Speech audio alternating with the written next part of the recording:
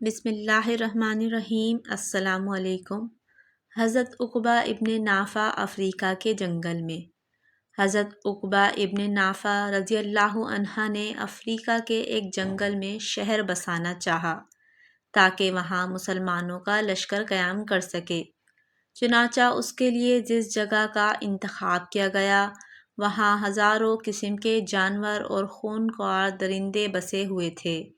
حضرت عقبہ ابن نافع نے اللہ سے دعا کی، پھر جنگل میں کھڑے ہو کر درندوں سے خطاب فرمایا کہ اے جنگل کے سانپوں اور درندوں، ہم محمد رسول اللہ صلی اللہ علیہ وسلم کے صحابہ ہیں اور یہاں رہنا چاہتے ہیں، لہٰذا تم یہاں سے کسی اور جنگل میں چلے جاؤ، اس کے بعد جو بھی ہم کو یہاں ملے گا ہم اس کو قتل کر دیں گے۔